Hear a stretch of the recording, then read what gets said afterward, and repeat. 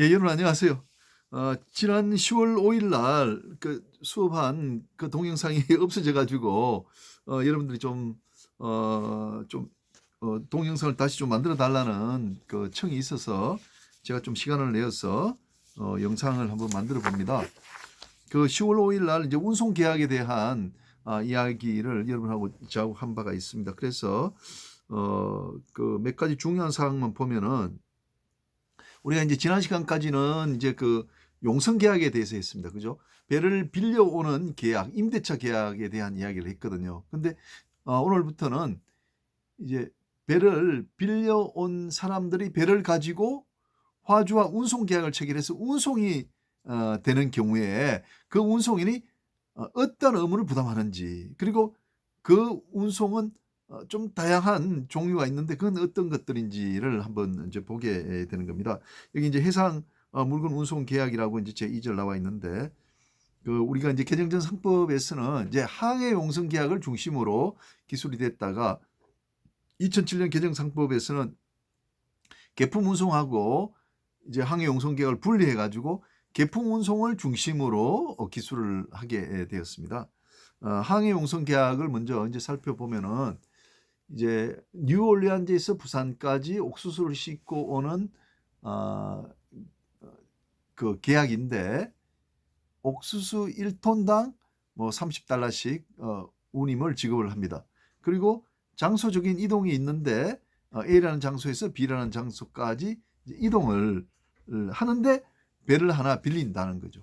그래서 계약의 그 형태는 용선 계약인데 그 안에 들어있는 계약의 내용 자체는 장소적인 이동이 있고 톤당 대가인 운송의 대가인 운임을 지급하고 하는 것이기 때문에 결국은 이것은 이제 운송 계약이다라고 이제 보는 거죠. 그래서 이걸 우리가 이제 항해 용선 계약이라고 부릅니다. 그래서 항해 용선 계약의 본질은 운송 계약이다라고 보는 것이죠. 그 항해 용선 계약은 근데 수많은 선박 소유자와 화주 사이에 이런 그 항해 용선 계약이 체결되기 때문에 이 계약 자유 원칙이 지배한다라고 봅니다. 그러니까 배를 빌려주는 선박 소유자도 한 수백 명이 있고, 또 그 배를 뉴올리안즈에서부터 부산까지 옥수수를 싣고 어, 어, 갈 화주도 또 수백 명이 있는 거예요.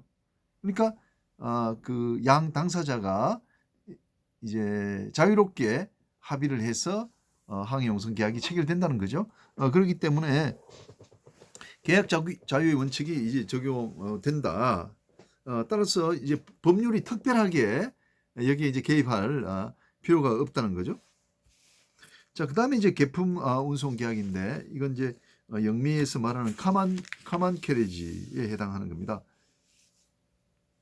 그 개개의 물건에 대한 이제 운송을 그 약속을 하는 거죠. 개개의 운송에 대한 이제 약속을 하는 건데,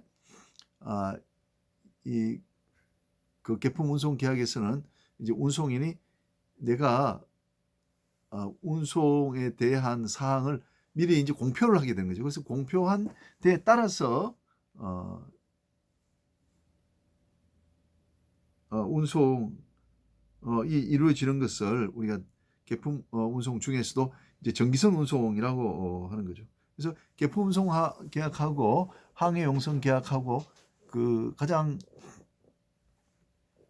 이제 큰 차이가 나는 것은, 그 계품 운송 계약은 이제 개개의 물건에 대한 운송을 약속하지만 항해 용선 계약은 이제 선박 하나를 빌려 가지고 그 전체에 대한 이제 운송을 한다는 것이죠.